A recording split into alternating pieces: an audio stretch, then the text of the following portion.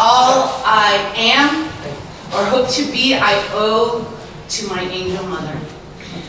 You ask any of her friends, definitely her husband and her children, nephews, nieces, et al.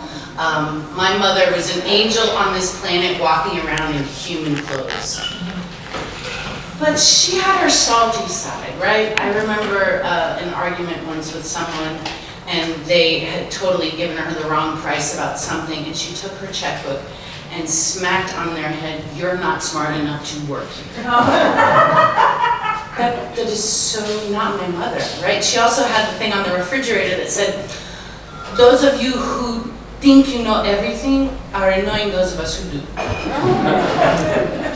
My mother. So, of course, when in 2005, when she's not doing well physically, and things are happening that I have zero control over, but this is my angel mother, right, on the planet. So I put in my notice, I tell them I'm gonna be looking for a job, I'm not moving until I go, I'll make sure I train the next person. But I'm traveling to South Florida from Tallahassee, Florida, every other weekend to have interviews, and because I'm just gonna hang out with my parents for a bit while this happens. I ended up living with another friend, but that's neither here nor there. This was on a weekend that I had gone for an interview. But I'm driving down from Tallahassee, and I work in a competency restoration facility in the middle of the Apalachicola Forest with 40 kids that have 85% are dually diagnosed, meaning they have a level of disability and they have a psychological disorder. So it's a handful, and they come in all sorts of states. And I'm a treatment team for every single one. So I get pink eye, because this is pre-COVID and we're not washing our hands 20 times a day. And so I have pink eye, and I have to go to an urgent care center as soon as I get to South Florida. And I'm sitting in the waiting room at an urgent care center. I'm not even close to home, but I see this couple walk out, and they're distraught. Like distraught. They're in their 70s, and they sit in the car that's directly outside the door, and they're in the handicapped area, and the woman is sobbing in her hands, and she reaches over to her husband, and he's in a file, and she's sobbing, and then she reaches over, and this goes on for 5 minutes, and I can't stand it anymore, and I get up to walk outside to check on them, and they call my name. My eye is on fire, and I'm like, okay, if they know what my eye's going on, it's going to be 10 minutes, I'm out, and then I can check on these people that are probably still going to be there, because she is distraught. And I come back outside, and they give me the drops and all the things, I don't have to go anywhere else, and they're gone. And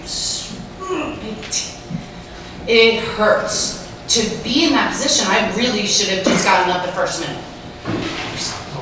What if it's my mom or dad in that position? That's what I was taught. So I go to the interview, I don't get that job. Mom and I know I'm moving to South Florida, so Mom and I go to Costco, and we're getting a bed frame for wherever I move. We check out, and it's Costco. They have the hot dogs right there. You're gonna have a hot dog and a Coke, and it's gonna have mayonnaise and mustard. And I look up, and there they are. They're right there. Those two people are right there. And I'm like, I don't want a hot dog anymore. Mom, you said you had something to do with customer service. Go do that, and I'll be right back. I see someone I know. And I walk over, and hi, I was there yesterday. I catch them up, and I'm like, and you were in the car. And I look at the woman, and you were distraught. Are you okay? Is everything all right?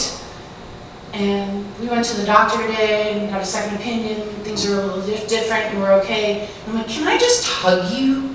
And my mom comes over at this point. She's seeing the end part of this interaction, and I'm hugging these people. My mom is one. My mom, we live in Palm Beach Gardens for years, 30 years. We know a lot of people in Palm Beach Gardens.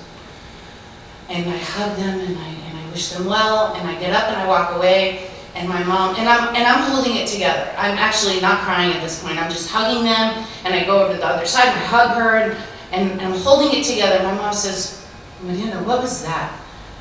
And I ugly cry. I straight up ugly cry. I can't. Snot, all of it. And I finally, we get into the car with the frame, the bed, and I calm down enough, and I get it out. My mom looks at me. Mariana, your heart. Where did you get such a thing? Oh, dear woman, all I am, or ever hope to be, I owe to you.